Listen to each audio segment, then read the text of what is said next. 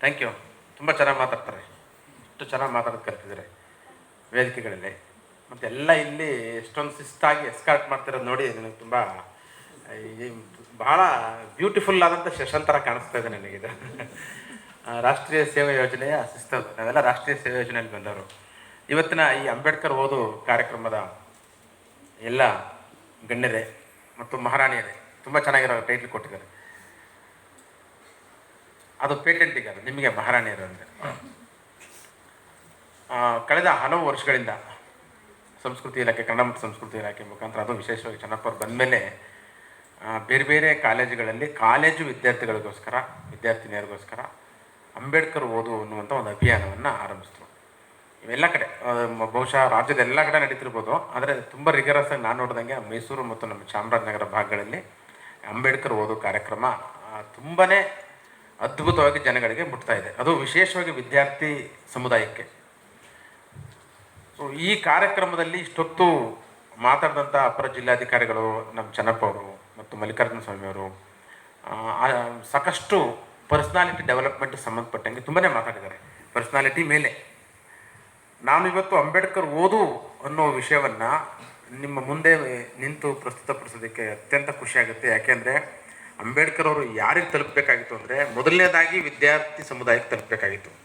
ಯಾಕೆಂದರೆ ವಿದ್ಯಾರ್ಥಿಗಳು ಜ್ಞಾನವನ್ನು ಒಂದು ಕಡೆಯಿಂದ ಇನ್ನೊಂದು ಕಡೆಗೆ ಕೊಂಡೊಯ್ಯುವಂಥ ಸಾರಥಿಗಳು ಅಂತ ಕರಿತೀವಿ ನಾವು. ಬೇರೆಯವ್ರ ಹತ್ರ ಜ್ಞಾನ ಹೋದರೆ ಅದು ನಿಂತ್ಕೊಳ್ಳುತ್ತೆ. ಅದರಲ್ಲೂ ವಿಶೇಷವಾಗಿ ಹೆಣ್ಣು ಮಕ್ಕಳಿಗೆ ಅಂಬೇಡ್ಕರ್ ಅವ್ರ ವಿಚಾರಗಳು ತಲುಪಬೇಕಾಗಿತ್ತು. ಅದು ಈಗ ಸಾಕಾರ ಆಗ್ತಾಯಿದೆ. ಮೊನ್ನೆ ನಾವು ಅಲ್ಲಿ SDML ಮಾಡಿದ್ದು ಮತ್ತು ಮರಿಮಲ್ಲಾಪಸ್ ಅಂತ ಹೆಣ್ಮಕ್ಳ ಕಾಲೇಜುಗಳಲ್ಲಿ ಮಾಡಿದ್ದು, ಅವರ ರೆಸ್ಪಾನ್ಸ್ ನೋಡಿದ್ರೆ ನಿಜವಾಗ್ಲೂ ಅಂಬೇಡ್ಕರ್ ಅವರು ಅವ್ರಿಗೆ ಸರಿಯಾದ ದಿಕ್ಕಿನಲ್ಲಿ ತಲುಪಿಲ್ಲ ಅನ್ನೋದು ನಮ್ಗೆ ಅರ್ಥ ಆಯಿತು. ಮತ್ತು ಅವ್ರಿಗೆ ಆಸಕ್ತಿ ಇದೆ. ಹೆಣ್ಣು ಮಕ್ಕಳಿಗೆ ವಿಶೇಷವಾಗಿ ಯಾಕೆ ತಲುಪಿಸ್ಬೇಕು ಅಂದರೆ, ಮಹಾತ್ಮ ಜ್ಯೋತಿಬಾ ಫುಲೆ ನಿಮ್ಮ ಓದಿನಲ್ಲಿ ಸಿಕ್ಕಿದಾರೋ ಏನೋ ಗೊತ್ತಿಲ್ಲ, ಮತ್ತು ಮಹಾತ್ಮ ಜ್ಯೋತಿಬಾ ಫುಲೆಯವರ ಧರ್ಮಪತ್ನಿ ಸಾವಿತ್ರಿಬಾಯಿ ಫುಲೆ, ಆ ಎರಡೂ ತ್ಯಾಗಜೀವಿಗಳು. ಭಾರತದ ಇತಿಹಾಸದಲ್ಲಿ ಅಕ್ಷರ ಕ್ರಾಂತಿಯಲ್ಲಿ ಬಹುದೊಡ್ಡ ತ್ಯಾಗಜೀವಿಗಳು. ಈಗ ಮಲ್ಲಿಕಾರ್ಜುನ ಸ್ವಾಮಿಯವರು ಅದನ್ನು ಪ್ರಸ್ತಾಪ ಮಾಡಿದ್ರು. ಬಹುಶಃ ಭಾರತದ ಹೆಣ್ಣು ಮಕ್ಕಳಿಗೆ ಶಿಕ್ಷಣ ಸಿಕ್ಕಬೇಕಾದ್ರೆ, ಶಿಕ್ಷಣದ ಜ್ಯೋತಿ ಸಿಕ್ಕಬೇಕಾದ್ರೆ, ಅಕ್ಷರದ ಅರಿವು ಬರಬೇಕಾದ್ರೆ, ಅಕ್ಷರ ಮಾತೆ ಅಂತ ಕರಿತೀವಲ್ಲ, ಮಾತೆ ಸಾವಿತ್ರಿಬಾಯಿ ಫುಲೆ ಅವರನ್ನ ನೀವು ಯಾವತ್ತೂ ಮರೆಯುವಂತಿಲ್ಲ. ಭಾರತದ ಇತಿಹಾಸದಲ್ಲಿ ಅವರ ಉಲ್ಲೇಖ ಕಡಿಮೆ. ಯಾವ ಕಾರಣ ಕಡಿಮೆ ಅಂತ ನನಗೆ ಗೊತ್ತಿಲ್ಲ, ಬೇರೆ ಚರ್ಚೆ ಅದು. ಆದರೆ ಇತಿಹಾಸವನ್ನು ಶೋಧಿಸಿದಾಗ ಬಾಬಾ ಸಾಹೇಬ್ ಅಂಬೇಡ್ಕರ್ ಅವರು ಹೇಳ್ತಾರೆ, ಇತಿಹಾಸವನ್ನು ಮರೆತವರು ಇತಿಹಾಸವನ್ನು ಸೃಷ್ಟಿಸಲಾರರು ಅಂತ. ಯಾಕೆ ಇದನ್ನು ಹೇಳ್ತಾರೆ ಅಂತಂದರೆ, ಇತಿಹಾಸದ ಗರ್ಭದೊಳಗಡೆ ನಮ್ಮನ್ನು ಪೊರೆದಂಥ, ನಮ್ಮ ಸ್ವಾತಂತ್ರ್ಯಕ್ಕಾಗಿ ಹೋರಾಡಿದಂಥ, ನಮಗೆ ಅಕ್ಷರದ ಅರಿವನ್ನು ಕೊಡೋದಕ್ಕೋಸ್ಕರ ತಮ್ಮ ಇಡೀ ಜೀವನವನ್ನು ತ್ಯಾಗ ಮಾಡಿದಂಥ ಅನೇಕ ಮಹನೀಯರ ಬಲಿದಾನ ಇದೆ. ಅದರಲ್ಲಿ ಮಾತೆ ಸಾವಿತ್ರಿಬಾಯಿ ಫುಲೆ ಇದ್ದಾರಲ್ಲ, ನಿಮಗೆ ಗ್ಲಿಂಪ್ಸ್ ಹೇಳಿದ್ರು ಅಷ್ಟೇ ಅವರು. ಆದರೆ ಅವರು ಹೆಣ್ಣು ಮಕ್ಕಳಿಗೋಸ್ಕರ ಶಿಕ್ಷಣ ಕೊಡಬೇಕು ಅಂತ ಹೇಳಿ ಒಂದು ನಾಣ್ಣುಡಿ ಇದೆ ನಿಮಗೆ, ಹೆಣ್ಣೊಂದು ಕಲಿತಾರೆ ಆದರೆ ಯಾರು ಹೇಳಿದ್ರು ಅದನ್ನು? ಅದು ಗೊತ್ತಿಲ್ಲ. ಮಹಾತ್ಮ ಜ್ಯೋತಿಬಾ ಫುಲೆಯವರ ಪತ್ನಿ ಸಾವಿತ್ರಿಬಾಯಿ ಫುಲೆಯವರನ್ನ ಕುರಿತು ಬ್ರಿಟಿಷರು ಹೇಳಿದ ಮಾತಿದು, ಹೆಣ್ಣೊಂದು ಕಲಿತರೆ ಶಾಲೆಯೊಂದು ತೆರೆದಂತೆ ಅಂತ. ಅದಕ್ಕೋಸ್ಕರನೇ ಸಾವಿತ್ರಿಬಾಯಿ ಫುಲೆ ಮತ್ತು ಜ್ಯೋತಿಬಾ ಫುಲೆಯವ್ರನ್ನ ಅಂಬೇಡ್ಕರ್ ಅವರು ನನ್ನ ಗುರುಗಳು ಅಂತ ಬರೀತಾರೆ. ಅಂಬೇಡ್ಕರ್ ಅವರು ಬರೆದಂಥ ಒಂದು ದೊಡ್ಡ ಕೃತಿ who are the Shudras and why the became the fourth varna of Indo Aryan society ಅಂತ ಒಂದು ಬಹುದೊಡ್ಡ ಪುಸ್ತಕ ಬರೀತಾರೆ. It is an anthropological importance, ತುಂಬ ಆಂಥ್ರೋಪೊಲಾಜಿಕಲ್ ಇಂಪಾರ್ಟೆನ್ಸ್ ಇರ್ತಕ್ಕಂಥ ಬುಕ್ ಅದು. ಆ ಪುಸ್ತಕವನ್ನು ಮಹಾತ್ಮ ಜ್ಯೋತಿಬಾ ಫುಲೆ ಅವರಿಗೆ ಅರ್ಪಿಸ್ತಾರೆ. ನನ್ನ 3 ಜನ ಗುರುಗಳು ಅಂತ ಹೇಳ್ತಾರೆ ಅಂಬೇಡ್ಕರ್ ಅವರಿಗೆ. 3 ಜನ ಗುರುಗಳು, ಒಬ್ಬರು ಬುದ್ಧ, ಮತ್ತೊಬ್ಬರು ಮಹಾತ್ಮ ಜ್ಯೋತಿಬಾ ಫುಲೆ, ಇನ್ನೊಬ್ಬರು ಸಂತ ಕಬೀರ್ ಅಂತ ಅವರು ತನ್ನ ಗುರುಗಳು ಹೇಳ್ತಾರೆ. ಅವರಿಂದ ನನ್ನ ನಾಲೆಡ್ಜನ್ನು ನಾನು ಗೇನ್ ಮಾಡ್ಕೊಂಡಿದ್ದೀನಿ ಅಂತ. ಯಾಕೆ ಅಂತಂದರೆ, ಜ್ಯೋತಿಬಾ ಫುಲೆ ಅವರು ಪ್ರಪ್ರಥಮ ಬಾರಿಗೆ ಭಾರತದ ಇತಿಹಾಸದಲ್ಲಿ ಯಾವ ಶೂದ್ರ ಕಮ್ಯುನಿಟಿಗೆ ಅಂದರೆ ಬ್ರಾಹ್ಮಣರನ್ನ ಹೊರತುಪಡಿಸಿ ಬೇರೆ ಯಾರಿಗೂ ಅಕ್ಷರ ಕಲಿಯುವ ಅವಕಾಶಗಳಿರಲಿಲ್ಲ ಆಗ ಶಾಸ್ತ್ರ ಸಂಪ್ರದಾಯಗಳಲ್ಲಿ, ಇನ್ಯಾರಿಗೂ ಇರಲಿಲ್ಲ. ಸೊ ಎಲ್ಲರೂ ಅಕ್ಷರವನ್ನು ಕಲಿಬೇಕು, ನಮಗೂ ಸಹ ಅಕ್ಷರ ಮತ್ತು ಜ್ಞಾನ ಬೇಕು ಅನ್ನುವಂಥ ಹೋರಾಟವನ್ನು ಬ್ರಿಟಿಷ್ ಸರ್ಕಾರದಲ್ಲಿ ಮೊದಲ ಬಾರಿಗೆ ಮಂಡಿಸಿದವರು ಜ್ಯೋತಿಬಾ ಫುಲೆ ಅವರು. ಅವರ ಹೋರಾಟದ ಪ್ರತಿಫಲವಾಗಿ ಎಲ್ರಿಗೂ ಅಕ್ಷರದ ಬಾಗಿಲು ತೆರೆಯುತ್ತೆ. ಅದಕ್ಕಿಂತ ಮೊದಲು ಬ್ರಿಟಿಷ್ ಸರ್ಕಾರ ಶಾಲೆಗಳನ್ನ ಓಪನ್ ಮಾಡೋದಕ್ಕಿಂತ ಮೊದಲು ಸ್ವತಃ ಜ್ಯೋತಿಬಾ ಫುಲೆ ಅವರು ಅಕ್ಷರವನ್ನು ಕಲಿತು, ಅವ್ರಿಗೆ ಅಕ್ಷರ ಕಲಿಸೋದಕ್ಕೆ ನಿರಾಕರಿಸಲಾಗುತ್ತೆ, ಜಗಳ ಆಗುತ್ತೆ, ಗಲಾಟೆ ಆಗುತ್ತೆ, ಅವ್ರನ್ನ ಶಾಲೆಯಿಂದ ಬಿಡಿಸ್ತಾರೆ. ಆದರೂ ಹಠ ಮಾಡಿ ಅಕ್ಷರವನ್ನು ಕಲಿತಾಗ ಅವ್ರಿಗೆ ಅನಿಸುತ್ತೆ, ನಾನು ಅಕ್ಷರ ಕಲಿಯೋದಕ್ಕೆ ಇಷ್ಟೊಂದು ಕಷ್ಟ ಆಯ್ತಲ್ಲ, ಇಂತಹ ಕಷ್ಟ ಮುಂದಿನ ಪೀಳಿಗೆಗೆ ಬರಬಾರ್ದು ಅಂತೇಳಿ ಅವರು ತಾವು ಅಕ್ಷರವನ್ನು ಒಂದು ಹೋರಾಟ ರೂಪದಲ್ಲಿ ಅಕ್ಷರ ಕಲಿತಾರೆ ಜ್ಯೋತಿಬಾ ಫುಲೆ. ಮಹಾರಾಷ್ಟ್ರ ಪ್ರಾಂತ್ಯದಲ್ಲಿ ಪೂನಾ ಪ್ರಾಂತದಲ್ಲಿ. ಸೊ ಅವ್ರ ಹೋರಾಟವನ್ನು ಎತ್ತಿಕ್ಬೇಕು ಅನ್ನೋ ಕಾರಣಕ್ಕೋಸ್ಕರ ಅವ್ರ ತಂದೆಯವ್ರಿಗೆ ಏನನ್ನ ಚಾಡಿ ಹೇಳ್ತಾರೆ ಏನೆಲ್ಲ ಆಗಿ ಅವ್ರು ಮದುವೆ ಮಾಡಿಬಿಡ್ತಾರೆ ಅತಿ ಬಾಲ್ಯದಲ್ಲೇ. ಬಾಲ್ಯ ವಿವಾಹ ಪದ್ಧತಿ ಇದ್ದಂಥ ಕಾಲ ಅದು. ಬಾಲ್ಯದಲ್ಲಿ ಮದುವೆ ಮಾಡಿದ್ಮೇಲೆ ನಿರಕ್ಷರ ಕುಕ್ಷಿಯಾಗಿರ್ತಕ್ಕಂಥ ಸಾವಿತ್ರಿಯನ್ನು ಮದುವೆ ಮಾಡ್ತಾರೆ. ಅವ್ರಿಗೆ ಅಕ್ಷರ ಗೊತ್ತಿಲ್ಲ. ಆದರೆ ಜ್ಯೋತಿಬಾ ಫುಲೆ ಮದುವೆಯಾಗಿ ಸಂಸಾರ ಮಾಡೋದ್ರ ಬದಲಿಗೆ ತನಗೆ ಸಿಕ್ಕದಂಥ ಮಡದಿಯನ್ನು ತನ್ನ ಗೆಳತಿ ಅಂತ ಟ್ರೀಟ್ ಮಾಡಿ ತಮ್ಮ ಇಡೀ ಜೀವನ ಅನೇಕ ವರ್ಷಗಳ ಕಾಲ ತಾವು ಕಲ್ತಿದ್ದಂಥ ಎಲ್ಲ ವಿದ್ಯೆಯನ್ನು ಆಕೆಗೆ ಕಲಿಸ್ಕೊಡ್ತಾರೆ. ಆಕೆಗೆ ಕಲಿಸಿ ಬ್ರಿಟಿಷ್ ಇಂಡಿಯಾದಲ್ಲಿ ಒಂದು ಪ್ರೈವೇಟ್ ಎಕ್ಸಾಮ್ನ ತಗೊಳಂಗೆ ಮಾಡಿ, ಅವರು ಮೆಟ್ರಿಕ್ಯುಲೇಷನ್ ಪಾಸ್ ಮಾಡೋಂಗೆ ಮಾಡಿ, ಟೀಚರ್ ಟ್ರೈನಿಂಗ್ ಪಾಸ್ ಮಾಡೋಂಗೆ ಮಾಡಿ, ಅವ್ರ ಮುಖಾಂತರ ಅವರೇ ಒಂದು ಶಾಲೆಯನ್ನು ಓಪನ್ ಮಾಡ್ತಾರೆ. ಇದು ನಮ್ಮ ಇತಿಹಾಸ. ನಮಗೆ ಅಕ್ಷರ ಬಂದಿದ್ದು ನಾವೆಲ್ಲ ತುಂಬ ದೊಡ್ಡ ಸ್ಟ್ರಕ್ಚರಲ್ಲಿ ಅಥವಾ ತುಂಬ ಚೆನ್ನಾಗಿ ಯಾರ ಅಡೆತಡೆಗಳಿಂದನೇ ಅಕ್ಷರ ಕಲಿತಾ ಇದ್ದೀವಿ. ಆದರೆ ಜ್ಯೋತಿಬಾ ಫುಲೆ ಅವರು ತಮ್ಮ ಇಡೀ ರಾತ್ರಿಗಳನ್ನು ಆಕೆ ಕಲಿಸೋದ್ರ ಮುಖಾಂತರ ಮಾಡಿ ಅವರು ಶಾಲೆಗಳನ್ನ ತೆರೆದ ಮೇಲೆ ಮತ್ತೆ ಗಲಾಟೆ ಆಗುತ್ತೆ. ಶಾಲೆಗಳು ತೆರೆಯಕ್ಕೆ ಕೂಡುದು ಶೂದ್ರರು ಅಂತೇಳಿ. ಆ ಗಲಾಟೆಯಲ್ಲಿ ಅವ್ರಿಗೆ ಬೇಕಾದಷ್ಟು ಅವಮಾನಗಳು ಮಾಡ್ತಾರೆ. ಶಾಲೆಗೆ ಹೋಗ್ಬೇಕಾದ್ರೆ ಸಾವಿತ್ರಿಬಾಯಿ ಫುಲೆ, ಸಾವಿತ್ರಿ ಮಾತೆ ಅವರಿಗೆ ಸಗಣಿ ನೀರು ಹಚ್ತಾರೆ, ಅವ್ರ ದಾರಿಗೆ ಅಡ್ಡ ಪಡ್ತಾರೆ, ಗಲಾಟೆ ಮಾಡ್ತಾರೆ, ಅವ್ರ ಸೀರೆ ಹಿಡಿದು ಎಳಿತಾರೆ, ಎಲ್ಲ ಮಾಡ್ತಾರೆ. ಆದರೆ ಅದೆಲ್ಲವನ್ನು ಲೆಕ್ಕಿಸದೆ ಯಾವುದೇ ವಿಧವಾದಂಥ ಧೃತಿಗಿಡದೆ ಆಕೆ ಅಕ್ಷರವನ್ನು ಕಲಿಸಿದ ತಮ್ಮದೇ ಶಾಲೆಗಳನ್ನ ತೆರೆದು ಅದರಲ್ಲೂ ಪ್ರಪ್ರಥಮವಾಗಿ ಹೆಣ್ಣು ಮಕ್ಕಳ ಶಾಲೆ, ಕನ್ಯಾ ಶಾಲೆಗಳನ್ನು ತೆರೀತಾರೆ. ಅದರಲ್ಲೂ ಎಂಥ ಹೆಣ್ಮಕ್ಳ ಶಾಲೆ? ಅನಾಥ ಹೆಣ್ಣು ಮಕ್ಕಳಿಗೆ ಮತ್ತು ತಂದೆ ತಾಯಿ ಇಲ್ಲಿರ್ತಕ್ಕಂಥ ಹೆಣ್ಮಕ್ಳಿಗೆ, ಮತ್ತು ಬೀದಿಗೆ ಬಿಸಿಟಂಥ ಹೆಣ್ಮಕ್ಳಿಗೆ. ಬೀದಿಗೆ ಬಿಸಿಟಂಥ ಹೆಣ್ಮಕ್ಳು ಯಾರೋ ಅವಾಗ ಸತಿ ಪದ್ಧತಿ ಇತ್ತಲ್ಲ, ಗಂಡ ಸತ್ತೋಗ್ಬಿಟ್ರೆ ಹೆಂಡ್ತಿನೂ ಸಾಯ್ಬೇಕು. ಚಿಕ್ಕ ಮಗು ಆಗಿರುತ್ತೆ ಅದು, ವಿಧವಾ ಪುನರ್ವಿವಾಹ ಇಲ್ಲ.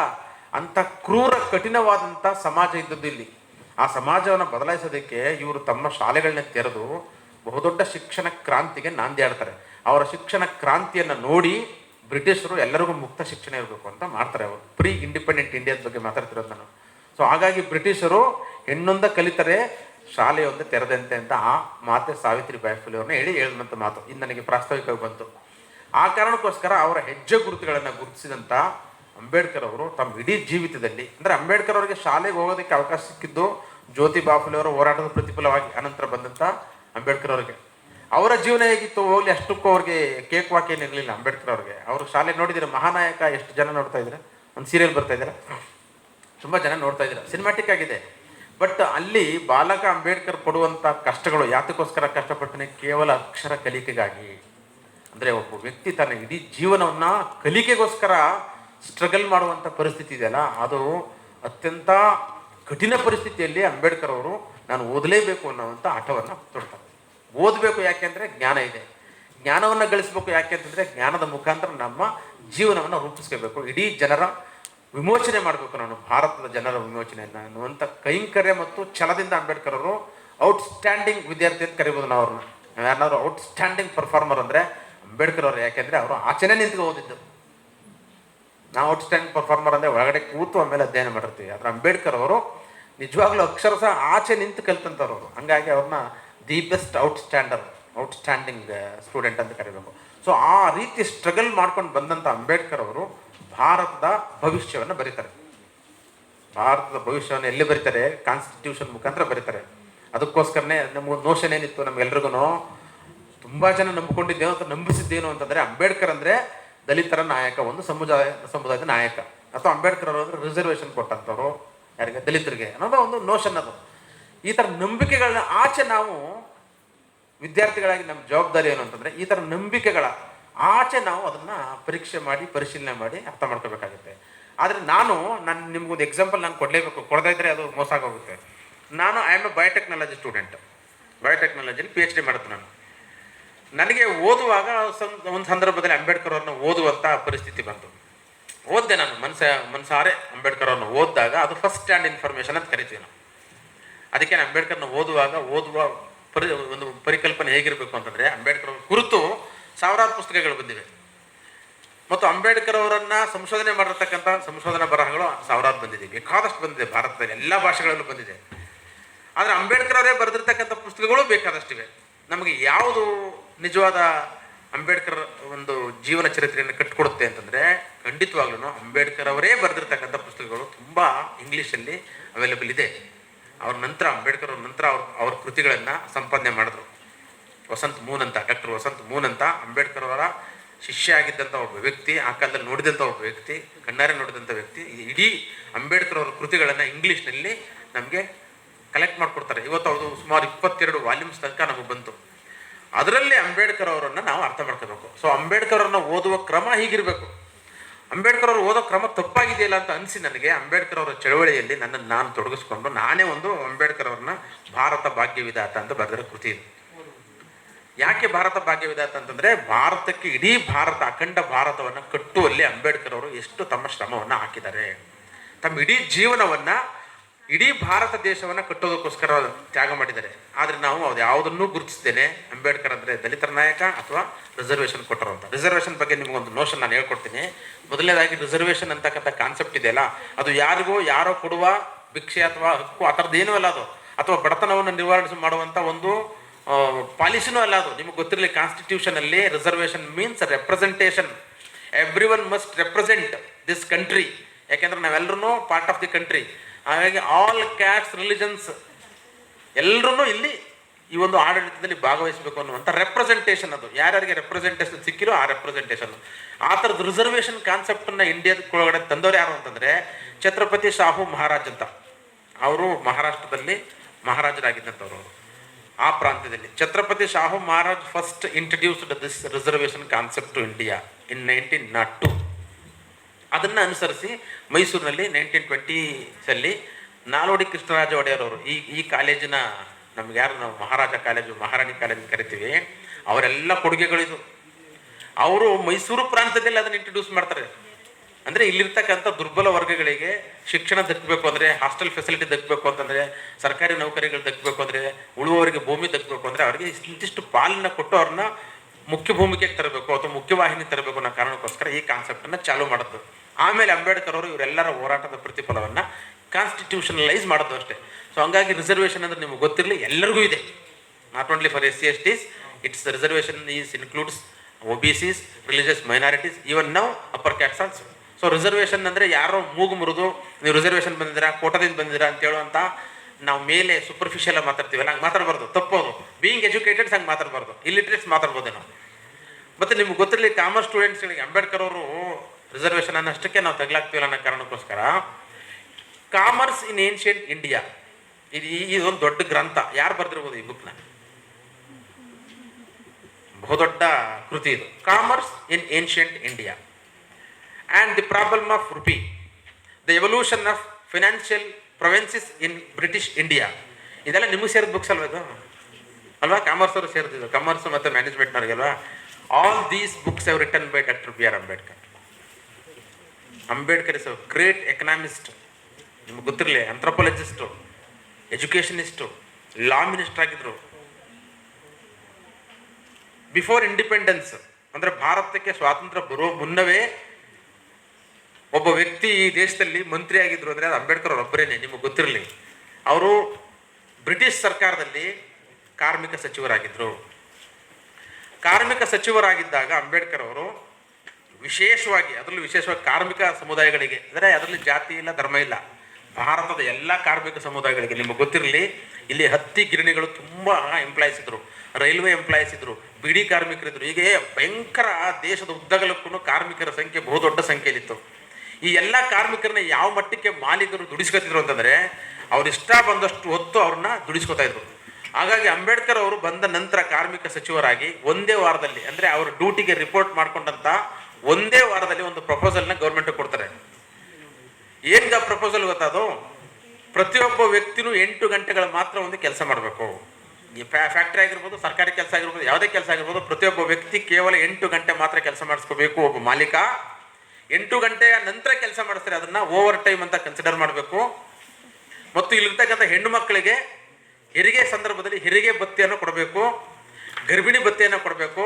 ಹೆರಿಗೆ ಆಗಿ ಬಂದ ನಂತರ ಇಷ್ಟು ದಿನಗಳು ರಜೆ ಏನಿರುತ್ತೆ ಅದನ್ನು ಪೇಯ್ಡ್ ಲೀವ್ ಅಂತ ಕೊಡಬೇಕು. ಅಂದರೆ ಲಾಸ್ ಆಫ್ ಪೇ ಕೊಡೋಂಗಿಲ್ಲ, ಪೇಯ್ಡ್ ಲೀವ್.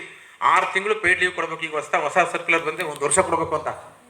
6 ತಿಂಗಳು ಪೇಯ್ಡ್ ಲೀವ್ ಕೊಡಬೇಕು ಗರ್ಭಿಣಿ ಹೆಣ್ಣು ಮಕ್ಕಳಿಗೆ. ಮತ್ತು ಮಕ್ಕಳ ಸಮೇತ ಕೆಲಸಕ್ಕೆ ಬಂದರೆ ಅವರು ಅಲ್ಲಿ ಒಂದು ಶಿಶು ವಿಹಾರ ಇರಬೇಕು. ಆ ಶಿಶು ವಿಹಾರದಲ್ಲಿ ತಮ್ಮ ಮಕ್ಕಳನ್ನ ಬಿಟ್ಟು ಅವ್ರು ಕೆಲಸ ಮಾಡಬೇಕು. ಮತ್ತು ಆ ಇಡೀ ಶಿಶು ವಿಹಾರ ಜವಾಬ್ದಾರಿಯನ್ನು ಅಲ್ಲಿನ ಸಂಸ್ಥೆ ತಗೋಬೇಕು. ಮತ್ತು ಅವರಿಗೆ ವಿಮೆ ಮಾಡಿಸ್ಬೇಕು, ಲೈಫ್ ಇನ್ಶೂರೆನ್ಸ್. ಎಲ್ಲರಿಗೂ ಮಾಲೀಕರೇ ವಿಮೆ ಮಾಡಿಸ್ಕೊಡ್ಬೇಕು ಅವ್ರಿಗೆ. ಹೀಗೆ ಅನೇಕ ಸುಧಾರಣೆಯ ಮತ್ತು ಪರಿವರ್ತನಶೀಲವಾದಂಥ ಕಾನೂನುಗಳನ್ನ ಬರೆದು 1 ವಾರಕ್ಕೆ ಸಬ್ಮಿಟ್ ಮಾಡ್ತಾರೆ ಬ್ರಿಟಿಷ್ ಗೌರ್ಮೆಂಟ್ಗೆ. You believe it or not, ಒಂದು ವಾರದಲ್ಲಿ ಕೊಟ್ಟಂತ ಅಷ್ಟು ಕಾನೂನನ್ನು ಬ್ರಿಟಿಷ್ ಗೌರ್ಮೆಂಟು ಕಾಯ್ದೆಯಾಗಿ ಜಾರಿ ಮಾಡುತ್ತೆ. ಯಾವ ಕಾಯ್ದೆಯೂ ಅಷ್ಟು ಸ್ಪೀಡಾಗಿ ಜಾರಿಯಾಗಿಲ್ಲ ಭಾರತದಲ್ಲಿ. ಒಂದೇ ವಾರದಲ್ಲಿ ಅದು ಅಷ್ಟು ಮಾಡಿದಂಥ ಬ್ರಿಟಿಷ್ ಗೌರ್ಮೆಂಟ್ ಮಾಡಿದಂಥ ಅಷ್ಟು ಕಾನೂನುಗಳು ಇವತ್ತಿಗೂ ಇದೆ. ಇವತ್ತಿನ ಹೊಸ ಕಾನ್ಸ್ಟಿಟ್ಯೂಷನ್ಲೂ ಇದೆ, ಹಂಗೆ ಇದೆ, ಡಿಟ್ಟೋ ಇದೆ. ಹಾಗಾಗಿ ಪ್ರತಿಯೊಬ್ಬ ನೌಕರರು, ಪ್ರತಿಯೊಬ್ಬ ಕಾರ್ಮಿಕರು, ಪ್ರತಿಯೊಬ್ಬ ಮಹಿಳೆಯರು ಅಂಬೇಡ್ಕರ್ ಋಣಿಗಳಾಗಿರ್ಬೇಕು. ಅದನ್ನ ನಾವೆಲ್ಲಿ ಗೊತ್ತಿದೆ ನಮಗೆ? ಕಾರ್ಮಿಕರು ಮಾಡಿದ್ದು ಇದು ಬರೀ ದಲಿತರು ಮಾತ್ರ ಮಾಡಿದ್ರಾ? ಫಸ್ಟ್ ಲಾ ಮಿನಿಸ್ಟರ್ ಆಗ್ತಾರೆ. ಲಾ ಮಿನಿಸ್ಟರ್ ಆಗಿದ ಮೊದಲು ಇನ್ನೊಂದು ಹೇಳ್ತೀವಿ, ಬ್ರಿಟಿಷ್ ಗೌರ್ಮೆಂಟಲ್ಲಿ ಇವರೇ ಈ ಒಂದು ಅದ್ಭುತವಾದಂಥ ಕೆಲಸವನ್ನು ನೋಡಿ ಬ್ರಿಟಿಷ್ ಗೌರ್ಮೆಂಟು ನೀರಾವರಿ ಖಾತೆಯನ್ನು ಹೆಚ್ಚುವರಿಯಾಗಿ ವಹಿಸ್ಕೊಡುತ್ತೆ ಅವರಿಗೆ. ನೀರಾವರಿ ಖಾತೆಯಲ್ಲಿ ಬಕ್ರನ್ ನಂಗಲ್ ಕೇಳಿದಿರಾ? ಒರಿಸ್ಸಾದ ಮಹಾನದಿ ಕೇಳಿದಿರಾ? ಈ ಒರಿಸ್ಸಾದ ಮಹಾನದಿ ಮತ್ತು ಬಕ್ರನಂಗಲ್ ಕಟ್ಟಡಗಳಿಗೆ ಶಂಕುಸ್ಥಾಪನೆ ಮಾಡಿದ್ರು ಅಂಬೇಡ್ಕರ್ ಅವರು. ಇಲ್ಲಿ ಕಟ್ಟಡಗಳಾಗಬೇಕು, ಇಲ್ಲಿ ದೊಡ್ಡ ಡ್ಯಾಮ್ಗಳನ್ನ ನಿರ್ಮಾಣ ಮಾಡಬೇಕು, ಇದ್ರ ಮುಖಾಂತರ ರೈತರಿಗೆ ನೀರನ್ನ ತಡೆದು ಕೊಡಬೇಕು ಅಂತ. ನಾವು KRS ಏನು ನೋಡ್ತೀವಲ್ಲ ಅದಕ್ಕಿಂತ ಬಹುದೊಡ್ಡದು ಬಕ್ರನಂಗಲ್. ಒರಿಸ್ಸಾದ ಮಹಾನದಿ ಕತೆ ನೋಡ್ಕೊಂಡ್ರೆ ನೀವು ಅದನ್ನ ಈಗ ಎಷ್ಟು ಭಯಂಕರವಾಗಿತ್ತು ಅಂದರೆ ಇಡೀ ಒರಿಸ್ಸಾದಲ್ಲಿ ಕ್ಷಾಮ ಡಾಮರ ಬಂದು ಹೋಗ್ತಿತ್ತು, ಅಷ್ಟು ನೀರಿದ್ರು. ಆದರೆ ಅಂಬೇಡ್ಕರ್ ಅವರು ಖುದ್ದು ಹೋಗಿ ಅಲ್ಲಿಗೆ ನಿಂತ್ಕೊಂಡು ಅಲ್ಲೊಂದು ಡ್ಯಾಮ್ ಕಟ್ಟಿದ್ರೆ ಹೆಚ್ಚುವರಿ ನೀರನ್ನು ತಡಿಬೋದು, ಎಕ್ಸಸ್ ನೀರನ್ನು ಸಮುದ್ರಕ್ಕೆ ಬಿಡ್ಬೋದು ಅಂತೇಳಿ ಅಲ್ಲಿ ನೀರಾವರಿ ಮುಖಾಂತರ ಕೃಷಿಯನ್ನು ಹೇಗೆ ಮಾಡ್ಬೋದು ಅಂತ ಅಲ್ಲಿ ಒಂದು ದೊಡ್ಡ ಪ್ಲಾನ್ ಹಾಕೊಡ್ತಾರೆ. ಅವ್ರ ಕಾಲದಲ್ಲಿ ಬಕ್ರನಂಗಲ್ ಡ್ಯಾಮ್ಗೆ ಶಂಕುಸ್ಥಾಪನೆ ಆಗುತ್ತೆ. ಅದ್ರ ಮುಖಾಂತರ ಲಕ್ಷಾಂತರ ಕೋಟ್ಯಾಂತರ ರೈತರಿಗೆ ಬೆನಿಫಿಟ್ ಆಗುತ್ತೆ. ಅದ್ರ ಜೊತೆಗೆ ವಿದ್ಯುತ್ ಸಚಿವಾಲಯವನ್ನು ಅಂಬೇಡ್ಕರ್ ಅವರಿಗೆ ಹೆಚ್ಚುವರಿಯಾಗಿ ವಹಿಸ್ಕೊಡ್ತಾರೆ. ಆಗ ಅಂಬೇಡ್ಕರ್ ಅವರು ನದಿಗಳಲ್ಲಿ ಹೇಗೆ ಜಲಮಾರ್ಗವನ್ನು ಮಾಡ್ಬೋದು, ಜಲಮಾರ್ಗದ ಮುಖಾಂತರ ಹಡಗುಗಳ ಮುಖಾಂತರ ಸರಕು ಸಾಗಣೆಗಳನ್ನ ಹೇಗೆ ಮಾಡ್ಬೋದು ಅಂತ ಹೇಳ್ತಾರೆ. ಮತ್ತು ಜಲವಿದ್ಯುತ್ನ ಉತ್ಪಾದನೆ ಮಾಡೋದು ಹೇಗೆ, ಜಲವಿದ್ಯುತ್ ಮುಖಾಂತರ ಕೂಡ ನಾವು ನಮ್ಮ ಒಂದು ರಿಸೋರ್ಸ್ಗಳನ್ನ ಡೆವಲಪ್ ಮಾಡ್ಕೋಬೋದು ಅಂತ ಮೊದಲನೇದಾಗಿ ಸರ್ಕಾರಕ್ಕೆ ಮಾಡ್ತಾರೆ. ಇದ್ರದ್ದೆಲ್ಲ ಬೆನಿಫಿಟ್ಸ್ ಯಾರಿಗೋಯ್ತು? ಇವತ್ತು ನಾವು ಗ್ರಿಡ್ ಸಿಸ್ಟಮ್ ಅಂತ ಕರಿತೀವಿ, ಎಲೆಕ್ಟ್ರಿಕಲ್ ಗ್ರಿಡ್ ಸಿಸ್ಟಮ್ಸ್. ಈ electrical grid systems were the idea of doctor Ambedkar, no doubt. ಇದು ಚರಿತ್ರೆ. ರಿಸರ್ವ್ ಬ್ಯಾಂಕ್ ಆಫ್ ಇಂಡಿಯಾ ಇವತ್ತಿದೆಯಲ್ಲ, the financial institute, central financial institute, ಅದನ್ನೇ ಎಲ್ಲನೂ ಕಂಟ್ರೋಲ್ ಮಾಡೋದು ಫೈನಾನ್ಸ್ನಲ್ವಾ, reserve bank of India. This reserve bank of India all objectives are drawn from doctor B.R. Ambedkar's the problem of rupee. ಎಲ್ಲ ಆಬ್ಜೆಕ್ಟಿವ್ನು ಅಂಬೇಡ್ಕರ್ ಅವ್ರು ಬರೆದಂಥ the problem of rupee ಅಂತೇನಿದೆ ಅದನ್ನು first the central bank of India ಅಂತ ತಿಂಡಿದ್ದೇನೆ, ಅದಕ್ಕೆ ಅದರದ್ದು ಅಬ್ಜೆಕ್ಟಿವ್ಸ್ ಆಗಿ ತಗೊಳುತ್ತೆ. ಎಲ್ಲ ರೂಪುರೇಷೆಗಳು ಅದರದ್ದೇನೆ, ಅಂಬೇಡ್ಕರ್ ಅವ್ರು ಕೊಟ್ಟಿದ್ದೇನೆ. ಆಮೇಲೆ ಅದನ್ನು ದ ಪ್ರೊವಿನ್ಷಿಯಲ್ ಬ್ಯಾಂಕ್ ಅಂತ ಮಾಡ್ತಾರೆ, ಇಂಪೀರಿಯಲ್ ಬ್ಯಾಂಕ್ ಆಫ್ ಇಂಡಿಯಾ ಅಂತ ಮಾಡ್ತಾರೆ. ಆ ನಂತರ ಅದು ರಿಸರ್ವ್ ಬ್ಯಾಂಕ್ ಆಫ್ ಇಂಡಿಯಾ ಆಗಿದೆ. ಈ ರಿಸರ್ವ್ ಬ್ಯಾಂಕ್ ಆಫ್ ಇಂಡಿಯಾ ಯಾರಿಗೋಸ್ಕರ ಇದೆ? ಎಲ್ಲ ಭಾರತೀಯರಿಗೋಸ್ಕರ ಇದೆ ತಾನೆ. ಮತ್ತು ಹೇಗೆ ಅಂಬೇಡ್ಕರ್ ಅವರು ದಲಿತ? ನನಗನ್ಸಿದ್ದೆಲ್ಲ ನಾನು ಓದುವಾಗ ನನ್ನ ಗ್ರಹಿಕೆನಲ್ಲಿ ಅನಿಸಿದ್ದು, ನಾನು ಓದೋ ಕ್ರಮ ನಿಮ್ಗೆ ಹೇಳ್ತಿರೋದು. ಇಷ್ಟೆಲ್ಲ ಇರುವಾಗ ಇದು ಭಾರತದ ಎಲ್ಲ ಜನರಿಗೆ ಸಲ್ಲುತ್ತಲ್ಲ ಇದು. ಆದರೂ ಯಾಕೆ ಅಂಬೇಡ್ಕರ್ ಅವ್ರನ್ನ ದಲಿತ ನಾಯಕ ಅಂತಾರೆ ಅಂತ ನನಗನ್ನಿಸಿ, ಎಲ್ಲೂ ದಲಿತರ ಬಗ್ಗೆ ಸ್ಪೆಸಿಫಿಕ್ ಹೋರಾಟವೇ ಇಲ್ಲ ಅಂಬೇಡ್ಕರ್.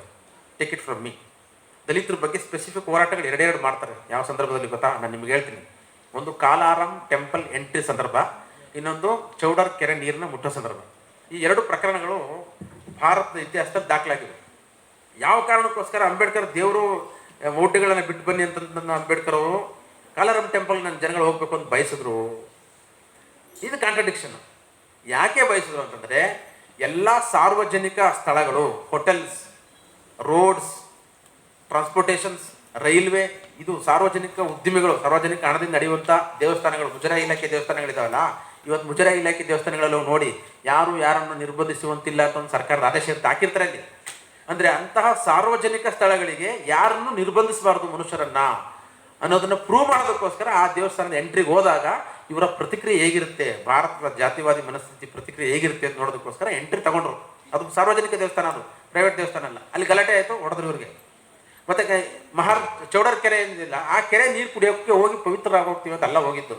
ಆದರೆ ಕೆರೆ ನೀರನ್ನು ಮುಟ್ಟುವ ಮತ್ತು ಬಳಸುವ ಅರ್ಹತೆ ನಮಗೂ ಇದೆ ಮತ್ತು ನಮಗೂ ಕೂಡ ಹಕ್ಕಿದೆ ಅನ್ನೋದನ್ನು ಅವರು ತೋರಿಸ್ಬೇಕಾಗ್ತದೆ ಬ್ರಿಟಿಷ್ ಗೌರ್ಮೆಂಟ್ಗೆ. ಆ ಕಾರಣಕ್ಕೋಸ್ಕರ ಆ ಎರಡು ಹೋರಾಟಗಳನ್ನು ಈ ಶೋಷಿತ ಜನ ಸಮುದಾಯಗಳ ಪರವಾಗಿ ಮಾಡ್ತಾರೆ. ಅದು ಹೊರತುಪಡಿಸಿದ್ರೆ ಅಖಂಡ ಭಾರತದ ಎಲ್ಲ ಮಹಿಳೆಯರಿಗೆ. ಆ ನಂತರ ಕಾನೂನು ಸಚಿವರಾಗಿ ಬಂದ ಮೇಲಂತೂ ಮೊದಲು ಮಂಡಿಸುವಂಥ ಕಾನೂನು ಯಾವುದು ಗೊತ್ತಾ? ಒಂದು ಬಿಲ್ ಮಂಡಿಸ್ತಾರೆ, ಕೇಳಿದರೆ the popular bill of doctor B.R. Ambedkar. Hindu code bill ಕೇಳಿದಿರಾ?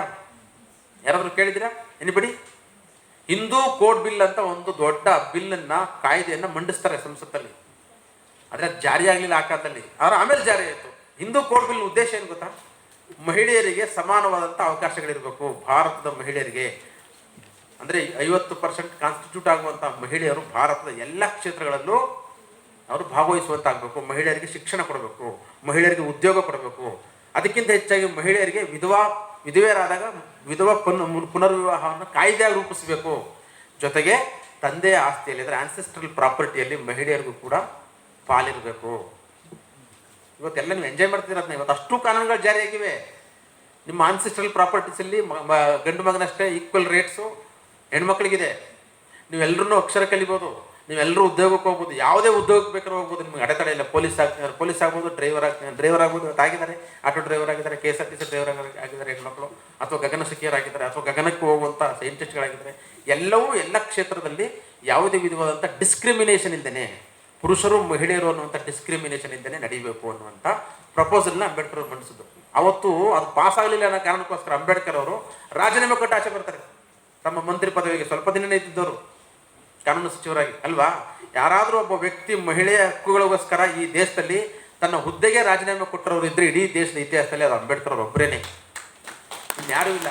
ಅದನ್ನು ಯಾವ ಮಹಿಳಾ ಹೋರಾಟಗಾರರು ಗುರುತಿಸಲ್ಲ ಅದನ್ನು ಅಲ್ವಾ. ಯಾವ ಮಹಿಳಾ ಹೋರಾಟಗಾರರು ಗುರುತಿಸಲ್ಲ. ನಮ್ಗೇನು ಗೊತ್ತೇ ಇಲ್ಲ ನಮ್ಗೆ ಅವ್ರ ಬಗ್ಗೆ. ಇಷ್ಟೆಲ್ಲ ಆಗಿದೆ, ಇಷ್ಟೆಲ್ಲ ಮಾಡಿದ್ದಾರೆ ನಮಗೋಸ್ಕರ ಅಂತ. ಇದನ್ನು ಎಕ್ಸಾಗರೇಟ್ ಮಾಡೋಕ್ಕೋಸ್ಕರ ಹೇಳ್ತೀನಿ ನಾನು. ಖಂಡಿತವಾಗ್ಲೂ ನೀವು ಓದ್ಬೋದು, ನೀವು ಎಲ್ಲಿ ಬೇಕಾದ್ರೂ ಓದ್ಬೋದು, ನೀವು ಇದನ್ನು ಗೂಗಲ್ ಮಾಡಿ ನೋಡ್ಬೋದು. ಅಂದರೆ ಇಷ್ಟು ತಮ್ಮ ಜೀವಿತದ ಉದ್ದಕ್ಕೂ ಭಾರತದ ಸೇವೆಗೋಸ್ಕರ, ಭಾರತದ ಎಲ್ಲ ಕ್ಷೇತ್ರಗಳ ಉದ್ಧಾರಕ್ಕೋಸ್ಕರ ತ್ಯಾಗ ಮಾಡಿದಂಥ ತನ್ನ ಜೀವನವನ್ನೇ ಅದಕ್ಕೋಸ್ಕರ ಮುಡುಪಾಗಿಟ್ಟಂಥ ಒಬ್ಬ ವ್ಯಕ್ತಿಯನ್ನು ಹೇಗೆ ನಾವು ಒಬ್ಬ ಜಾತಿಗೆ ನಾಯಕನಾಗಿ ಸೃಷ್ಟಿ ಮಾಡೋಕ್ಕೆ ಸಾಧ್ಯ ಆಯಿತು ಅಂದರೆ ಒಂದು ಹುನ್ನಾರ ಅದು. ಇಂಥ ಹುನ್ನಾರಗಳನ್ನ ಯಾರೋ ಒಬ್ಬಿಸ್ತಾರೆ, ನಾವು ಅದನ್ನು ನಂಬ್ತೀವಿ. ಯಾಕೆ ನಂಬಬೇಕು? ಬುದ್ಧ ಒಂದು ಮಾತು ಹೇಳ್ತಾರೆ, ಸತ್ಯವನ್ನು ಸತ್ಯವೆಂದು ಸುಳ್ಳನ್ನು ಸುಳ್ಳೆಂದು ಹೇಳುವುದನ್ನು ಧೈರ್ಯವಾಗಿ ನೀವು ಕಲೀರಿ. ಮತ್ತು ಯಾವುದು ಸತ್ಯ ಯಾವುದು ಅಸತ್ಯ ಅನ್ನೋದನ್ನ ನಿಮಗೆ ನೀವೇ ಎಕ್ಸಾಮಿನ್ ಮಾಡಿ. ಅದು ಗುರುಗಳಿಂದ ಹೇಳಲ್ಪಟ್ಟದ್ದು ಅನ್ನೋ ಕಾರಣಕ್ಕೋಸ್ಕರ ನಂಬುವ ಅಗತ್ಯ ಇಲ್ಲ, ಅಥವಾ ಇದು ತಂದೆ ತಾಯಿ ನಮ್ಮ ಹಿರಿಯವರು ಹೇಳ್ಕೊಟ್ರು ಅನ್ನೋ ಕಾರಣಕ್ಕೋಸ್ಕರ ನಂಬುವ ಅಗತ್ಯ ಇಲ್ಲ. ಎಲ್ಲವನ್ನ ಪರಾಮರ್ಶನೆ ಒಳಪಡಿಸಿ ನಿಮಗೆ ಅದು ಸತ್ಯ ಅಂತ ಕಂಡು ಬಂದರೆ ಅದನ್ನು ನಂಬಬೇಕು ನೀವು ಅಂತ ಹೇಳ್ತಾರೆ. ಅದನ್ನು ನಾವು ಇವತ್ತು ಯಾವ ಏಜಲ್ಲಿ ಇದ್ದೀವಿ ಅಂದರೆ ಎಲ್ಲ mobile age, WhatsApp, Twitter, Facebook, Instagram, ಅದ್ರಲ್ಲಿ ಏನೆಲ್ಲ ಬರ್ತಾ ಇರುತ್ತೆ ನಮಗೆ ಮೆಟೀರಿಯಲ್ಸು, ಇನ್ಫಾರ್ಮೇಷನ್ಸು, ಅದನ್ನೆಲ್ಲ ನಾವು ಓದ್ತೀವಿ, ನಂಬ್ತೀವಿ, ಇನ್ನೊಬ್ಬರು ಫಾರ್ವರ್ಡ್ ಮಾಡ್ತೀವಿ. ನಾವು ಮೊದಲನೇದಾಗಿ ಬಂದಂಥ ಸುಳ್ಳು ಸುದ್ದಿಗಳನ್ನು ನಂಬೋದು ಮೊದಲನೇ ಅಪರಾಧ. ನಂಬೋದನ್ನ ಎಲ್ಲ ಗ್ರೂಪ್ಗೂ ಫಾರ್ವರ್ಡ್ ಮಾಡಿಬಿಡ್ತೀವಲ್ಲ, ಅದು ಎರಡನೇ ಅಪರಾಧ ಆ್ಯಕ್ಚುಲಿ ಇವತ್ತು. ಯಾಕೆಂದರೆ ಅದು ಸತ್ಯವ ಸುಳ್ಳು ಅಂತ ಗೊತ್ತಿದ್ದೇನೆ ಎಷ್ಟೋ ದೊಡ್ಡ ದೊಡ್ಡ ಘಟನೆಗಳಿಗೆ ಕಾರಣ ಆಗೋಗಿದೆ. ಅದು ಯಾರೋ ಮಾಡೋದೊಂದು ಸಣ್ಣ ಕೆಲಸವನ್ನು ನಾವು ಫಾರ್ವರ್ಡ್ ಮಾಡಿ ಮಾಡಿ ಮಾಡಿ ಇಡೀ ಗ್ರೂಪ್ಗೆ ಸರ್ರಂತ ಅದು ಕಾಳ್ಗಿಚ್ಚಿನಂತೆ ಬಿಡುತ್ತೆ ಅದು ಇವತ್ತಿನ ಸಂದರ್ಭದಲ್ಲಿ. ಹಾಗಾಗಿ ಅಂಥ ಅಪರಾಧಗಳನ್ನ ನೀವು ಯಾವತ್ತೂ ಮಾಡಬೇಡಿ. ನೀವು ಓದಿ, ಕುಲಂಕುಷವಾಗಿ ಓದೋಕ್ಕೆ ಇಷ್ಟ ಇದೆ, ಡಿಲೀಟ್ ಆದ್ರೂ ಮಾಡಿಬಿಡಿ. ಆದರೆ ಅದು ಸತ್ಯ ಇದು ಅಂತ ನಿಮಗೆ ಕಂಡು ಬಂದರೆ ಪರಾಮರ್ಶನೆ ಮಾಡಿ ಮಾತ್ರ ನಾವು ಅದನ್ನು ಫಾರ್ವರ್ಡ್ ಮಾಡಬೇಕಂತ ಜವಾಬ್ದಾರಿ ನಮ್ಮ ಮೇಲಿರುತ್ತೆ. ಹಾಗಾಗಿ ಅಂಬೇಡ್ಕರ್ ಅವ್ರನ್ನ ನಾವು ಅಷ್ಟು ಸೂಕ್ಷ್ಮವಾಗಿ ಗ್ರಹಿಸದೆ ಹೋದರೆ ನಾವು ದೊಡ್ಡ ಅಪರಾಧ ಮಾಡ್ತೀವಿ ಅಂತಲೇ ಅರ್ಥ. ಯಾಕೆ ಈ ದೇಶದಲ್ಲಿ ಇವತ್ತಿಗೂ ಜಾತಿಯ ತಾರತಮ್ಯಗಳು, ಜಾತಿಯ ದೌರ್ಜನ್ಯಗಳು, ಅಥವಾ ಮೇಲು ಕೀಳು ಅಂತಕ್ಕಂಥ ಒಂದು ಡಿಸ್ಕ್ರಿಮಿನೇಷನ್ಸ್, ಅಥವಾ ಹೆಣ್ಣು ಗಂಡು ಅನ್ನುವಂಥ ಡಿಸ್ಕ್ರಿಮಿನೇಷನ್ಸು ನಮ್ಮ ತಲೆ ಒಳಗಡೆ ಕೂತಿದೆ ಅಂತಂದರೆ ನಾವು ಅಂಬೇಡ್ಕರ್ ಅವ್ರನ್ನ ಗ್ರಹಿಸೇ ಇಲ್ಲ. ಯಾಕೆ ಗ್ರಹಿಸಿಲ್ಲ ಅಂತಂದರೆ ಅವರು ಯಾವುದೋ ಒಂದು ಜಾತಿ ನಾಯಕ ಅನ್ನುವಂಥ ನೋಷನ್ನು, ನಮಗಿರ್ತಕ್ಕಂಥ ಮೂಢನಂಬಿಕೆ, ಆ ಎಲ್ಲ ನಂಬಿಕೆಗಳನ್ನ ಕಿತ್ತು ಹೋಗಿದ್ರೆ ನಿಜವಾಗ್ಲೂ ನಾವು ಅಂಬೇಡ್ಕರ್ ಎಷ್ಟು ಶಿಸ್ತಿನ ವಿದ್ಯಾರ್ಥಿ ಆಗಿದ್ರು. ಒಬ್ಬ ಶಿಸ್ತಿನ ವಿದ್ಯಾರ್ಥಿ ಮಾತ್ರವೇ ಈ ಒಂದು ದೇಶವನ್ನು ಕಟ್ಟಕ್ಕೆ ಸಾಧ್ಯ. ಅಲ್ಲದೆ ಹೋಗಿದ್ರೆ ಅವತ್ತಿನ ಜಾತಿ ಸಂದರ್ಭದಲ್ಲಿ, ಅವತ್ತಿನ ಸಂಘರ್ಷದ ಸಂದರ್ಭದಲ್ಲಿ ಒಬ್ಬ ವ್ಯಕ್ತಿ, ಏಕೈಕ ವ್ಯಕ್ತಿ ಇಡೀ ಸ್ಕೂಲಿಂದ ಆಚೆ ಇಟ್ಟಿದ್ರು ಕೂಡ ಮತ್ತೆ ಬಂದು ಕಲಿತು ನಿಮ್ಮೆಲ್ಲ ಅಡೆತಡೆಗಳನ್ನು ಅವರು ಮೀರಿ ನಾನು ಕಲಿಲೇಬೇಕು ಅನ್ನುವಂಥ ಒಂದೇ ಛಲ, focused, I should learn, that is the focus. ಆ ಲರ್ನಿಂಗ್ ಮಾಡಲೇಬೇಕು ನಾನು ಅಂತ ಅಟಕ್ ಬಿದ್ದು ಫಾರಿನ್ಗೆ ಹೋಗ್ತಾರೆ, ಕೊಲಂಬಿಯಾ ಯೂನಿವರ್ಸಿಟಿ ಎಲ್ಲ ಕಡೆ ಹೋಗಿ ಬಹುದೊಡ್ಡ ಡಿಗ್ರಿಗಳನ್ನು, ಅಂದರೆ ಈಸ್ ಮಾಸ್ಟರ್ ಆಫ್ ಆಲ್. ನಮ್ಮಲ್ಲಿ ಒಂದು ಜೋಕಿದೆ ಅಥವಾ ಒಂದು ಗಾದೆ ಮಾತಿದೆ, Jack of all master of ನನ್ ಅಂತ, ಅಥವಾ master of one Jack of all ಅಂತಾರಲ್ಲ ಆ ಥರ. ಆದರೆ ಅಂಬೇಡ್ಕರ್ ಅವರು ಮಾಸ್ಟರ್ ಆಫ್ ಆಲ್, ಯಾವ ವಿಷಯ ತಗೊಂಡ್ರು ಅದರಲ್ಲಿ ಅತ್ಯಂತ ಪರಿಣಿತಿಯನ್ನು ಪಡೆದಿದ್ದಾರೆ. ನಾವು ಕೂಡ ನಾವು ಬೇರೆ ಬೇರೆ ವಿಷಯಗಳನ್ನ ಕಲಿತೀವಿ, ಬಿಡ್ತೀವಿ, ಬೇರೆ ಪ್ರಶ್ನೆ. ಆದರೆ ನಾವು ಯಾವುದನ್ನು ಕಲಿತೀವೋ ಅದನ್ನು ಫೋಕಸ್ಡಾಗಿ ಕಲಿಬೇಕು. ನಾನು ವಿದ್ಯಾರ್ಥಿನಿಯರಿಗೆ ಅಥವಾ ವಿದ್ಯಾರ್ಥಿ ಬಳಗಕ್ಕೆ ಯಾವಾಗಲೂ ಹೇಳ್ತಿರ್ತೀನಿ, ನಾವು ಓದೋದು ಬಂದು ಡಿಗ್ರಿ, ಇದಕ್ಕೊಂದು ಪರ್ಟಿಕ್ಯುಲರ್ ಸಿಲೆಬಸ್ ಇದೆ. ನಾವೇನು ಓದ್ತೀವಿ ಅದಕ್ಕೆ, ಡಿಗ್ರಿ ಓದ್ತೀವೋ, ಮಾಸ್ಟರ್ ಡಿಗ್ರಿ ಓದ್ತೀವೋ, PUC ಓದ್ತೀವೋ, ಪರ್ಟಿಕ್ಯುಲರ್ ಸಿಲೆಬಸ್ ಇದೆ. ಆ ಸಿಲೆಬಸ್ಸಲ್ಲಿ ನಮಗೆ ಇಂತಿಷ್ಟು ಪಾಠಗಳು ಅಂತಲೇ ಇದೆ. ನಮಗೆ ಅದಕ್ಕೆ ಪರ್ಟಿಕ್ಯುಲರ್ ಅದಕ್ಕೆ ಒಂದು ಫ್ರೇಮ್ ವರ್ಕ್, ಅದನ್ನು ಮಾಡೋದಕ್ಕೆ ನಮಗೊಂದು ಟೈಮ್ ವರ್ಕ್ ಇದೆ, ಟೈಮ್ ಪೀರಿಯಡ್ ಇದೆ, 1 ವರ್ಷ 2 ವರ್ಷ 3 ವರ್ಷ ಅನ್ನೋದು. ಮತ್ತು ಹೇಳೋದಕ್ಕೋಸ್ಕರ ಪ್ರೊಫೆಸರ್ಸ್ಗಳಿದ್ದಾರೆ ನಮಗೆ ಎಕ್ಸ್ಪ್ಲೇನ್ ಮಾಡ್ಕೊಡೋದಕ್ಕೆ. ಇನ್ನು what is difficult in writing examinations ಅನ್ನೋದೇ ನನಗೆ ಯಾವತ್ತೂ ಕಾಡೋ ಪ್ರಶ್ನೆ ಏನಂದರೆ, ವರ್ಷ ಪೂರ್ತಿ ನಾವು ಅದನ್ನೇ ಓದ್ತೀವಿ, ಅದೇ ಸಿಲೆಬಸ್ಲಿ ಕ್ವಶನ್ಸ್ ಕೇಳ್ತಾರೆ, ಅದೇ ಸಿಲೆಬಸ್ ಬಗ್ಗೆ ಪಾಠ ಮಾಡಿರ್ತಾರೆ ಮೇಸ್ಟ್ರುಗಳು, ನಾವು ಓದಿರ್ತೀವಿ, ದಿನವೆಲ್ಲ ಓದ್ತೀವಿ, ಹಗಲು ರಾತ್ರಿ ಎಲ್ಲ ಓದ್ತೀವಿ, ಟ್ಯೂಷನ್ಗೆ ಬೇರೆ ಹೋಗಿ ಎಕ್ಸ್ಟ್ರಾ ಓದ್ತೀವಿ. ಆದರೂ ಎಕ್ಸಾಮಿನೇಷನ್ ಹೆಂಗೆ ಕಷ್ಟ ಆಗುತ್ತೆ. ಅದ್ರ ಆಚೆ ಅಂತೂ ಕ್ವಶನ್ಸ್ ಇರಲ್ಲ. All questions will be within the frame work only ಅಲ್ವಾ. ಆದರೂ ನಮಗೆ ಕಷ್ಟ ಆಗುತ್ತೆ. ಆದ್ರೂ ವರ್ಷದ 365 ದಿನವನ್ನು ನಾವು ಯಾಕೆ ಈ ಕರಿಕ್ಯುಲಮ್ಗೋಸ್ಕರನೇ ಮೀಸಲಿಡ್ತೀವಿ? Extra curricular activities will enrich your personality. You should develop extra curricular activities like reading beyond your subjects. Beyond your subjects. Ambedkar ಯಾವ್ಯಾವ ಸಬ್ಜೆಕ್ಟ್ಗಳನ್ನ ಟಚ್ ಮಾಡಲಿಲ್ಲ, ಯಾವ್ದನ್ನ ಬಿಡಲೇ ಹೇಳಿ. ಒಂದೇ ಒಂದು ಸಬ್ಜೆಕ್ಟ್ ಓದ್ಬೋದಾಗಿತ್ತು, ಅವ್ರು ಹಿಸ್ಟ್ರಿ ಓದ್ಬೋದಾಗಿತ್ತು. Is a master in history, is a master in law, is a master in education, is a master in anthropology, is a master in economics. ಹೆಂಗೆ ಸಾಧ್ಯ ಆಯ್ತು? Is a master in sociology. ಎಲ್ಲದರಲ್ಲೂ master ಆಗಿ ಸಾಧ್ಯ ಆಯಿತು ಅಂದರೆ ಕುತೂಹಲ ಮತ್ತು ಕಲಿಕೆಯ ಆಸಕ್ತಿ.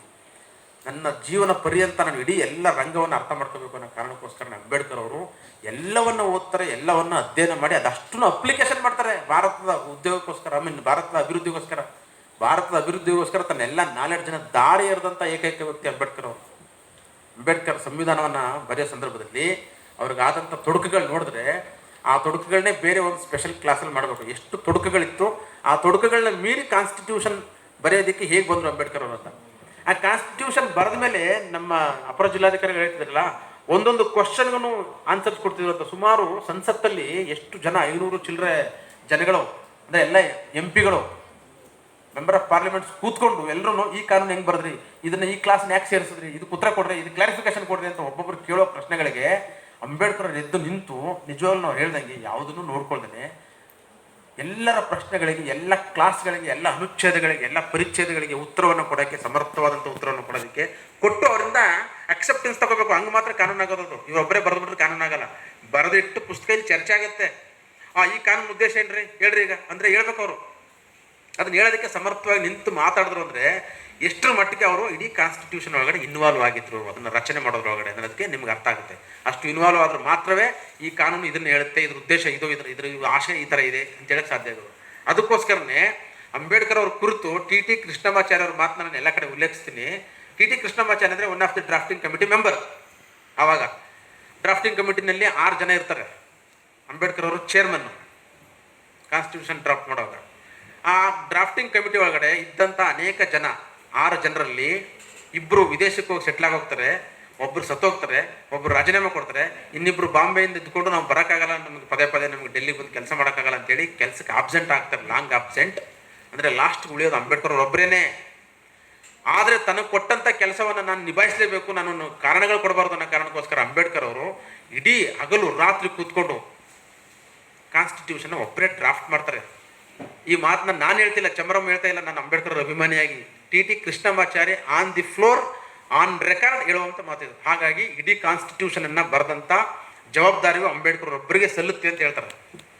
ಆ ಕಾರಣಕ್ಕೋಸ್ಕರ ಅವರು ಜೀವನ ಪರ್ಯಂತ ನೀವು ಯಾವುದೇ ಕ್ವಶನ್ನ ಯಾವ ಟೈಮಲ್ಲಿ ಕೇಳಿದ್ರು ಹೇಳೋಷ್ಟು ಶಕ್ತಿ ಯಾಕಿತ್ತು ಅಂತಂದರೆ ಎಲ್ಲವನ್ನು ಅಷ್ಟು ಅನುಭವಿಸಿದ್ರು ಅವರು. ಇಡೀ ಭಾರತದ ಒಂದು ಜಿಯಾಗ್ರಫಿಗೆ ಸಂಬಂಧಪಟ್ಟಂಗೆ, ಸಂಸ್ಕೃತಿಗೆ ಸಂಬಂಧಪಟ್ಟಂಗೆ, ಪರಂಪರೆಗೆ ಸಂಬಂಧಪಟ್ಟಂಗೆ, ಇಲ್ಲಿನ ವಿಚಿತ್ರವಾದಂಥ ಜನಜೀವನಕ್ಕೆ ಸಂಬಂಧಪಟ್ಟಂಗೆ ಭಾಷೆಗಳು ಬೇರೆ ಬೇರೆ ಇತ್ತು, ಗಡಿಗಳು ಬೇರೆ ಬೇರೆ ಇತ್ತು.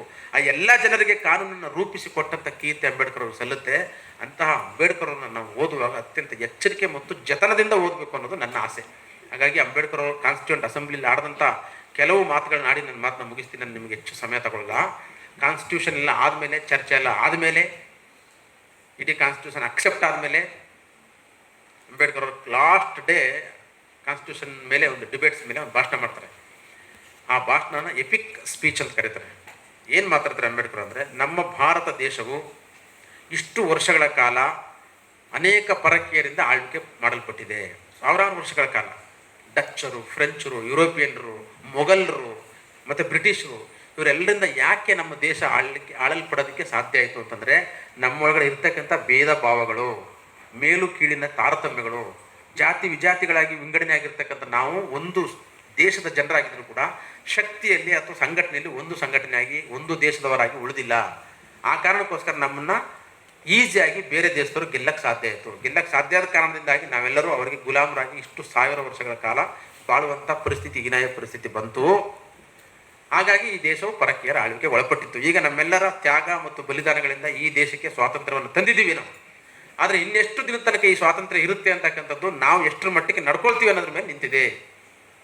ಅಂದರೆ ನಾವು ನಮ್ಮ ಜಾತಿ ಮತಗಳಿಗೆ ಪ್ರಾಶಸ್ತ್ಯ ಕೊಡ್ತೀವಾ ಅಥವಾ ಈ ದೇಶದ ಹಿತಾಸಕ್ತಿಗೆ ಪ್ರಾಶಸ್ತ್ಯ ಕೊಡ್ತೀವಾ ಅನ್ನೋದ್ರ ಮೇಲೆ ನಮ್ಮ ಸ್ವಾತಂತ್ರ್ಯ ಉಳಿತಿದೆ ಅಥವಾ ಇಲ್ಲೋ ಅನ್ನೋದು ನಿಂತಿದೆ.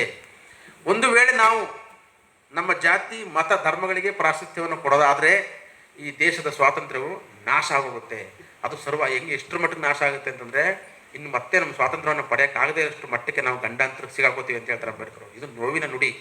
ಈ ಎಚ್ಚರಿಕೆಯನ್ನು ನಾವು ಯಾವಾಗಲೂ ಇಟ್ಕೋಬೇಕು ಅಂತ ಹೇಳ್ತಾರೆ. ಅದಕ್ಕೋಸ್ಕರನೇ ಭಾರತವು ಇವತ್ತು ಸ್ವಾತಂತ್ರ್ಯ ಗಳಿಸಿದೆ, ಸ್ವಂತ ಸಂವಿಧಾನವನ್ನು ಹೊಂದಿದೆ, ಸ್ವಂತ ಅದರದೇ ಆದಂಥ ಕಾನೂನುಗಳನ್ನ ಚೌಕಟ್ಟುಗಳನ್ನ ಹೊಂದಿದೆ. ಈ ಕಾನೂನುಗಳನ್ನ ನಾವು ಬಳಸಿದ್ದೇ ಆದರೆ, ಭಾರತೀಯರಾಗಿ ಬಳಸಿದ್ದೇ ಆದರೆ ಕೇವಲ 20 ವರ್ಷದಲ್ಲಿ ಈ ದೇಶವನ್ನು ಇಡೀ ವಿಶ್ವದ ಭೂಪಟದಲ್ಲಿ ನಂಬರ್ 1 ದೇಶವನ್ನಾಗಿ ಮಾಡ್ಬೋದು. ಅದಕ್ಕೋಸ್ಕರ ನಿಮ್ಮಲ್ಲಿ ಇಚ್ಛಾಶಕ್ತಿ ಇರಬೇಕಾಗತ್ತೆ. ಆ ಕಾರಣಕ್ಕೋಸ್ಕರ I want every one must be Indians first, Indians last and nothing but Indians ಅಂತ ಅಂಬೇಡ್ಕರ್. ಪ್ರತಿಯೊಬ್ಬರು ನೀನು ಯಾರು ಅಂದರೆ ನಾನು ಭಾರತೀಯ ಅಂತ ಹೇಳ್ಬೇಕು. ನೀನು ಯಾರು ಅಂದರೆ ನಾವೆಲ್ಲ ಬೇರೆ ಬೇರೆ, ನಾನು ಅದು ಇದು ಅಂತ ಹೇಳ್ತೀವಿ. ನೀನು ಯಾರು ಅಂದರೆ ಭಾರತೀಯ. ನಿನ್ನ ಜಾತಿ ಮತ ಧರ್ಮಗಳು ನಿನ್ನ ಮನೆ ಅಷ್ಟಕ್ಕೆ ಮಾತ್ರ ಸೀಮಿತಗೊಳಿಸ್ಕೊಂಡ್ರೆ, ಅಥವಾ ಅದನ್ನು ಮೀರಿ ನೀನು ಬೆಳೆದು ನಾನು ಭಾರತೀಯ ಅನ್ನುವಂಥ ಪ್ರಜ್ಞೆ ಬಂದರೆ ಮಾತ್ರ ಈ ದೇಶವನ್ನು ನಾವು ಉಳಿಸೋಕ್ಕೆ ಸಾಧ್ಯ ಅಂತ ಅಂಬೇಡ್ಕರ್ ಅವರು ಎಚ್ಚರಿಕೆ ಕೊಟ್ಟರು. ಆ ಎಚ್ಚರಿಕೆಯನ್ನು ನಾವು ಯಾರಾದರೂ ಫಾಲೋ ಮಾಡಿದ್ದೀವಾ? ಫಾಲೋ ಮಾಡಲಿಲ್ಲ. ಯಾಕೆ ಅಂದರೆ ಅಂಬೇಡ್ಕರ್ ಅವರು ನಮಗೆ ಹೇಳೋದು ಮಾತಲ್ಲ ಇದು ಅಂತ. ಮತ್ತೆ ಯಾರಿಗೆ ಹೇಳೋದು ಮಾತು? ಕಾನ್ಸ್ಟಿಟ್ಯೂಷನ್ ಸಬ್ಮಿಟ್ ಮಾಡಿಬಿಟ್ಟು ಅವ್ರು ಮಾತು ಹೇಳ್ತಾರೆ. We are entering into a contradictory life from today, wherein we are having political equality. That means every citizen has got one vote has got one value. ಅಂದರೆ ರಾಜಕೀಯ ಸ್ವಾತಂತ್ರ್ಯ ನಮ್ಗೆಲ್ಲರಿಗೂ ಇವತ್ತಿನ ದಕ್ಕಿದೆ. ಈ ರಾಜಕೀಯ ಸ್ವಾತಂತ್ರ್ಯದಲ್ಲಿ ಪ್ರತಿಯೊಬ್ಬ ವ್ಯಕ್ತಿಗೂ ಒಂದು ಓಟ್ ಹಾಕುವಂಥ ಮೌಲ್ಯ ಇರುತ್ತೆ, ಮತ್ತು ಆ ಓಟ್ಗೆ ಒಂದೇ ಮೌಲ್ಯ ಇರುತ್ತೆ, ಒಂದು ಓಟ್ ಹಾಕುವ ಹಕ್ಕಿರುತ್ತೆ. ಅದೇ ಸ್ಥಿತಿ ಸಾಮಾಜಿಕ ಮತ್ತು ಆರ್ಥಿಕ ಜೀವನದಲ್ಲಿ ಇಲ್ಲ. ಒಬ್ಬರು ಮೇಲು ಕೀಳು ಅನ್ನುವಂಥ ಭಾವನೆ ಇದೆ, ಆರ್ಥಿಕ ಸ್ಥಿತಿಯಲ್ಲಿ ಒಬ್ಬರು ಶ್ರೀಮಂತರು ಒಬ್ಬರು ಬಡವರು ಅಂತಕ್ಕಂಥ ಭಾವನೆ ಇದೆ. ಇಂತಹ ಸಾಮಾಜಿಕ ಪ್ರಜಾಪ್ರಭುತ್ವದಲ್ಲಿ ಸಮಾನತೆಯನ್ನು ತರದೇ ಹೋದರೆ ನಾವು ರಾಜಕೀಯ ಪ್ರಜಾಪ್ರಭುತ್ವವು ಖಂಡಿತವಾಗಲೂ ಯಶಸ್ವಿ ಆಗಲ್ಲ ಅಂತ ಹೇಳಿದ್ರು. ಆದರೆ ಇವತ್ತು ತನಕ ನಾವು ನೋಡ್ತಾ ಇದ್ದೀವಿ, ನಮಗೆ one man one vote one value ಇದೆ. ನಾವೆಲ್ಲರೂ ಓಟ್ ಹಾಕ್ತೀವಿ ಅಲ್ವಾ? ಈ ಓಟಿನ ಹಕ್ಕು ಕೂಡ ಅಂಬೇಡ್ಕರ್ ಕೊಟ್ಟಿದ್ದು ನಿಮಗೆ ಗೊತ್ತಿರಲಿ. ಓಟ್ ಹಾಕುವ ಹಕ್ಕು ಎಲ್ಲರಿಗೂ ಇರಲಿಲ್ಲ ಮೊದಲು. ನೀವೆಲ್ಲರೂ ಅದನ್ನು ಅರ್ಥ ಮಾಡ್ಕೋಬೇಕು. ಅಡಲ್ಟ್ ಫ್ರಾಂಚೈಸಿ ಅಂತ ಏನಿದೆಯಲ್ಲ, ವಯಸ್ಕ ಮತದಾನ ಪದ್ಧತಿ, ಅದು ಎಲ್ಲರಿಗೂ ಇರಲಿಲ್ಲ. ಕೇವಲ ಕೆಲವು ವರ್ಗಗಳಿಗೆ ಮತ್ತು ಗ್ರ್ಯಾಜುಯೇಟ್ಸ್ಗಳಿಗೆ ಮತ್ತು ಸರ್ಕಾರಕ್ಕೆ ತೆರಿಗೆ ಕಟ್ಟಿದಂಥ ಕೆಲವು ಮಂದಿಗಳು ಓಟಿದ್ದಂಥ ಹಕ್ಕು. ಆದರೆ ಅಂಬೇಡ್ಕರ್ ಅವರು ದುಂಡು ಮೇಜಿನ ಪರಿಷತ್ತಲ್ಲಿ ತಮ್ಮ ಹೋರಾಟವನ್ನು ಮಂಡಿಸಿ, ತಮ್ಮ ಪ್ರಬುದ್ಧವಂತ ಒಂದು ಪ್ರಬಂಧವನ್ನು ಮಂಡಿಸಿ ಎಲ್ರಿಗೂ ಮತದಾನ ಮಾಡುವಂಥ ಹಕ್ಕು ಬರಬೇಕು. ಯಾಕೆ ಅಂದರೆ ರಾಜಪ್ರಭುತ್ವ ಹೋಗಿ ಪ್ರಜಾಪ್ರಭುತ್ವ ಬರ್ತಿದ್ದಂಗೆ ಅಲ್ಲಿ ಪ್ರಜೆಗಳೇ ಪ್ರಭುಗಳಾಗ್ತಾರೆ. ಪ್ರಜಾಪ್ರಭುತ್ವ ವ್ಯವಸ್ಥೆ ಒಳಗಡೆ ನಾನು ನನ್ನ ಐಡೆಂಟಿಟಿನ ತೋರಿಸ್ಬೇಕು ಅಂದರೆ ಅಲ್ಲಿ ನನಗೆ ಓಟ್ ಹಾಕುವಂಥ ಹಕ್ಕಿರಬೇಕು ಅಂತೇಳಿ ಅಂಬೇಡ್ಕರ್ ಅವರ ವಾದವನ್ನು ಆಲಿಸಿ ಬ್ರಿಟಿಷ್ ಸರ್ಕಾರ ಎಲ್ಲರಿಗೂ, ಬ್ರಿಟಿಷ್ ಸರ್ಕಾರದಲ್ಲಿ 1932 ಗವರ್ನಮೆಂಟ್ ಆಫ್ ಇಂಡಿಯಾ ಆಕ್ಟ್ ಅಲ್ಲಿ ಬಂದದ್ದು, ಅಲ್ಲೇ ಸೇರ್ಪಡೆ ಆಯಿತು. ಎಲ್ಲರಿಗೂ ಅಡಲ್ಟ್ ಫ್ರಾಂಚೈಸಿ ಅಂದ್ರೆ ನಿಮ್ಗೆ ಸಿಕ್ಕಿರ್ತಕ್ಕಂಥ ಓಟು ಅಂಬೇಡ್ಕರ್ ಕೊಟ್ಟಿರ್ತಕ್ಕಂಥ ಒಂದು ಅಸ್ತ್ರ. ಇದನ್ನ ಅಂಬೇಡ್ಕರ್ ಹೇಳ್ತಾರೆ ಗೊತ್ತಾ? ಇದು ಓಟ್ ಅಂತಕ್ಕಂಥದ್ದು ಒಂದು ಅಸ್ತ್ರ ಇದ್ದಂಗೆ. Political rights I am giving to you, it's like a sword ಅಂತ. ಸೋರ್ಡ್ ಅಂದ್ರೇನು? ಖಡ್ಗ. ಎಂತ ಸೋರ್ಡ್ ಅದು? ಎರಡು ಕಡೆನೂ ಶಾರ್ಪ್ ಇರ್ತಕ್ಕಂಥ ಸೋರ್ಡ್ನ ನಿಮ್ಮ ಕೈ ಕೊಟ್ಟಿದ್ದೀನಿ ನಾನು. ಇದನ್ನ ಬಳಸೋದ್ರ ಮುಖಾಂತರ, ಅಂದ್ರೆ ರೈಟ್ ಡೈರೆಕ್ಷನ್, ರೈಟ್ ಪರ್ಸನಾಲಿಟಿಗೆ ಬಳಸೋದ್ರ ಮುಖಾಂತರ ನಿಮಗಿರ್ತಕ್ಕಂಥ ಸಾಮಾಜಿಕ ಅಸಮಾನತೆ ಮತ್ತು ಆರ್ಥಿಕ ಅಸಮಾನತೆಗಳನ್ನ ಕೊನೆಗಾಣಿಸಿಕೊಳ್ಳುವಂಥ ಜವಾಬ್ದಾರಿಯನ್ನು ನಿಮಗೆ ಕೊಟ್ಟಿದ್ದೀನಿ ನಾನು ಅಂತ ಭಾಷಣ ಮಾಡ್ತಾರೆ.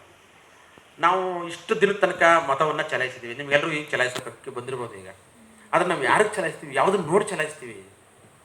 ವ್ಯಕ್ತಿ ನೋಡಿ ಚಲಾಯಿಸ್ತೀವ, ಅಥವಾ ಅವನ ಬ್ಯಾಕ್ಗ್ರೌಂಡ್ ನೋಡಿ ಚಲಾಯಿಸ್ತೀವ, ಜಾತಿ ನೋಡಿ ಚಲಾಯಿಸ್ತೀವ, ಧರ್ಮ ನೋಡಿ ಚಲಾಯಿಸ್ತೀವ, ಗೊತ್ತಿಲ್ಲ. But one thing is certain, you must see a personality having commitment towards the country ಅಂತ, ಟುವರ್ಡ್ಸ್ ದ ಕಮ್ಯುನಿಟಿ. ಅಂದರೆ ಜನರಿಗೆ ಮತ್ತು ದೇಶಕ್ಕೆ ಸುಭದ್ರಾವತೆಯನ್ನು ಒದಗಿಸುವಂಥ ಒಬ್ಬ ವ್ಯಕ್ತಿಗೆ ನೀವು ನಿಮ್ಮ ಮತದಾನವನ್ನು ಚಲಾಯಿಸೋದ್ರ ಮುಖಾಂತರ ನಿಮ್ಮ ದೇಶದ ಸುಭದ್ರತೆಯನ್ನು ಕಾಪಾಡ್ಕೋಬೇಕು. ನಿಮಗಿರ್ತಕ್ಕಂಥ ಆರ್ಥಿಕ ಅಸಮಾನತೆಗಳನ್ನು, ಸಾಮಾಜಿಕ ಅಸಮಾನತೆಗಳನ್ನು ತೊಡೆದಾಕಬೇಕು ಅಂತ ನಮಗೆ ಬಾಬಾ ಸಾಹೇಬ್ ಅಂಬೇಡ್ಕರ್ ಅವರು ಕರೆ ಕೊಟ್ಟಿದ್ದಾರೆ. ಈ ಕರೆಯನ್ನು ನಾವು ಸೀರಿಯಸ್ ಆಗಿ ನಾವು ಅಂದರೆ ವಿದ್ಯಾರ್ಥಿಗಳು ಅಥವಾ ಅಕ್ಷರವನ್ನು ಕಲ್ತಿರ್ತಕ್ಕಂಥವ್ರು ನಾವು ಮಾಡದೆ ಹೋದರೆ ಬೇರೆ ಯಾರೂ ಮಾಡೋಕ್ಕೆ ಸಾಧ್ಯ ಇಲ್ಲ. ಯಾಕೆಂದರೆ ಇಲ್ಲಿಟ್ರೇಟ್ಸ್ಗಳಿಗೆ ಪಾಪ ಅವರು ಕೂಲಿ ಮಾಡ್ತಿರ್ತಾರೆ, ಕೆಲಸ ಮಾಡ್ತಿರ್ತಾರೆ, ಅವ್ರಿಗೆ ಸಮಯ ಇರಲ್ಲ. ಸಮಯ ಯಾರಿಗಿದೆ? ನಮಗಿದೆ. ಶಕ್ತಿ ಯಾರಿಗಿದೆ? ನಮಗಿದೆ. ಅಕ್ಷರ ಯಾರಿಗಿದೆ? ನಮಗಿದೆ. ಜ್ಞಾನ ಯಾರಿಗಿದೆ? ನಮಗಿದೆ. ಇಷ್ಟೆಲ್ಲ ಹೊಂದಿರತಕ್ಕಂಥ ನಾವು ಸಾಮಾಜಿಕವಾಗಿ ನಮ್ಮ ಜವಾಬ್ದಾರಿಯನ್ನು ಮೆರೆದೇ ಹೋದರೆ, ಸಾಮಾಜಿಕ ಜವಾಬ್ದಾರಿಯಿಂದ ನಾವು ವರ್ತನೆ ಮಾಡದೆ ಹೋದರೆ ಈ ಸಮಾಜವು ಚಲನಶೀಲ ಸಮಾಜ ಆಗೋದಿಲ್ಲ ಅಂತ ಅಂಬೇಡ್ಕರ್ ಅವರು ಆಸೆಪಟ್ಟಿದ್ರು. ಅದು ವಿಶೇಷವಾಗಿ ಮಹಿಳೆಯರ ಮೇಲೆ ಆಸೆಪಟ್ಟಿದ್ರು. ಮಹಿಳೆಯರ ಕೈಗೆ ಅಧಿಕಾರ ಹೋದರೆ ಮಹಿಳೆಯರು ಎಲ್ಲ ರಂಗದಲ್ಲೂ ತಮ್ಮ ಶಕ್ತಿಯನ್ನು ಸಾಬೀತುಪಡಿಸ್ತಾರೆ. ಮತ್ತು ಮಹಿಳೆಯರು ಅಂದರೆ ಒಂದು ಹೆಂಗಿರ್ತಾರೆ ಅಂದರೆ ಅತ್ಯಂತ ಶಕ್ತಿಯುತವಾಗಿ ಅಧಿಕಾರವನ್ನು ಚಲಾಯಿಸ್ತಾರೆ. ಸಾಕಷ್ಟು ಗಂಡಸರು ಭ್ರಷ್ಟರಾಗಿರ್ತಾರಲ್ಲ, ಆದರೆ ಮಹಿಳೆಯರು ಭ್ರಷ್ಟರಾಗಿರಲ್ಲ. ದೇಶದ ಮೇಲೆ ಅವ್ರಿಗೆ ಆಸಕ್ತಿ ಇರುತ್ತೆ. ಸಂಸಾರವನ್ನು ಎಷ್ಟು ಸರಿಸಮವಾಗಿ ತೂಗಿಸ್ತಾರೋ ಅಷ್ಟೇ ಅದ್ಭುತವಾಗಿ ಮಹಿಳೆಯರ ಕೈಗೆ ಅಧಿಕಾರ ಕೊಟ್ಟರೆ ರಾಜ್ಯವನ್ನು, ದೇಶವನ್ನು ಅಥವಾ ಒಂದು ಸರ್ಕಾರಿ ವ್ಯವಸ್ಥೆಯನ್ನು ನಡೆಸುವಂಥ ಚಾಕಚಕ್ಯತೆ, ಶಕ್ತಿ ಅವ್ರ ಹತ್ರ, ಚಲನಶೀಲತೆ ಅವ್ರ ಹತ್ರ ಇರುತ್ತೆ. ಹಾಗಾಗಿ ಮಹಿಳೆಯರ ಕೈಗೆ ಎಂಪವರ್ ಆಗಬೇಕು ಅಂತ ಹೇಳ್ಬೋದು. ಈ ಎಂಪವರ್ಮೆಂಟು ಇವತ್ತಿಂದ ಇಲ್ಲಿ ನಾನು ಬಯಸ್ತೀನಿ. ಮುಂದಿನ ಎಲ್ಲರೂ ಎಂಪವರ್ ಆಗುವಾಗ ಫೋಕಸ್ಡ್ ಆಗಿ ಯಾವುದೇ ವಿಧವಾದಂಥ ನೋಷನ್ಗೆ ಒಳಗಾಗದೇನೆ, ಪೂರ್ವಗ್ರಹಕ್ಕೆ ಒಳಗಾಗದೇನೆ ಒಬ್ಬ ವ್ಯಕ್ತಿಯನ್ನು ಓದುವಾಗ, ಯಾವುದೇ ವ್ಯಕ್ತಿಯನ್ನು ಓದುವಾಗ ಪೂರ್ವಗ್ರಹಕ್ಕೆ ಒಳಗಾಗ್ಬೇಡಿ. ನೀವೇ ಓದಿ, ನಿಮಗೆ ಅನಿಸಿದ್ರೆ ಅದನ್ನ ಸರಿ ಅನಿಸಿದ್ರೆ ಫಾರ್ವರ್ಡ್ ಮಾಡಿ. ಆ ರೀತಿಯಲ್ಲಿ ಅಂಬೇಡ್ಕರ್ ಅವ್ರನ್ನ ಅತ್ಯಂತ ತೆರೆದ ಮನಸ್ಸಿನಿಂದ, ಮುಕ್ತ ಮನಸ್ಸಿನಿಂದ ನೀವು ಓದಿದ್ರೆ ನಿಮಗೆ ಅದ್ಭುತವಾದಂಥ ಒಂದು ಪರ್ಸ್ನಾಲಿಟಿ ದಕ್ಕುತ್ತೆ. ಮತ್ತು ನೀವು ದೊಡ್ಡ ಅಧಿಕಾರಿ ಆಗಲಿಕ್ಕೋ, ರಾಜಕಾರಣಿ ಆಗಲಿಕ್ಕೋ, ಇನ್ನೇನೋ ಒಂದು ಆಗಲಿಕ್ಕೋ ಅಥವಾ ಸಂಸಾರದಲ್ಲಿ ಉಳಿಯೋದಕ್ಕೋಸ್ಕರ ನಿಮಗೊಂದು ಶಕ್ತಿ, ಆತ್ಮಸ್ಥೈರ್ಯವು ಖಂಡಿತವಾಗ್ಲೂ ಅಂಬೇಡ್ಕರ್ ಅವರ ಓದಿನಿಂದ ಬರುತ್ತೆ. ಆ ಕಾರಣಕ್ಕೆ ಅಂಬೇಡ್ಕರ್ ಓದು ಈ ಒಂದು ಸಾರ್ಥಕವಾದ ಕೆಲಸ ಆಗಬೇಕು. ನೀವೆಲ್ಲರೂ ಇಂಥ ಒಂದು ಸಾರ್ಥಕವಾದ ಕೆಲಸವನ್ನು ಬಳಸ್ಕೊಂಡು ಸಶಕ್ತವಾಗಿ ಬೆಳಿಬೇಕು ಅಂತ ನಾನು ಬಯಸ್ತೀನಿ. ನಿಮ್ಮ ನಡುವೆ ಇಷ್ಟೊತ್ತು ನಿಂತು ಮಾತಾಡೋದಕ್ಕೆ ಅವಕಾಶ ಕೊಟ್ಟಂತ ಎಲ್ಲರಿಗೂ ಒಂದು ಮಾತು ಮುಗಿಸ್ತಾ ಇದ್ದೀನಿ. ಜೈ ಭೀಮ್, ಜೈ ಭಾರತ್.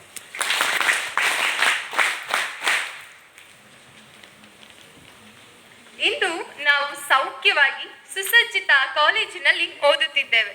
ಆದರೆ ಇದು ಸುಲಭವಾಗಿ ಸಿಕ್ಕಿದ್ದಲ್ಲ. ಹಲವಾರು ಅಡ್ಡಿಗಳನ್ನು ಎದುರಿಸಿ ನಿಂತ ಅಕ್ಷರದವರವರನ್ನು ಕುರಿತು ಸುವಿವರವಾಗಿ ಹೇಳಿ, ಆದರ್ಶ ವ್ಯಕ್ತಿತ್ವದ ಅಂಬೇಡ್ಕರರನ್ನು ಕುರಿತು ಹಾಗೆ ಮೀಸಲಾತಿಯ ಬಗ್ಗೆ ಸಂಕ್ಷಿಪ್ತವಾಗಿ ಹೇಳಿ, ಸಂವಿಧಾನವು ಮಹಿಳೆಯರಿಗೆ ಎಷ್ಟು ಸಹಾಯಕವಾಗಿದೆ ಎಂಬುದನ್ನು ಪ್ರಸ್ತುತತೆಯ ನೆಲೆಗಟ್ಟಿನಲ್ಲಿ ಹಾಗೆ ದೇಶದ ದೃಷ್ಟಿಯಲ್ಲಿ ಎಷ್ಟು ಪ್ರಮುಖ ಪಾತ್ರ ವಹಿಸುತ್ತದೆ ಎಂಬ ಹಲವು ವಿಚಾರಧಾರೆಗಳನ್ನು ಸೂಕ್ಷ್ಮವಾಗಿ ಹೇಳಿದ ಕೃಷ್ಣಮೂರ್ತಿ ಚಮರಂ ರವರಿಗೆ ಹೃನ್ಮನದ ವಂದನೆಗಳು.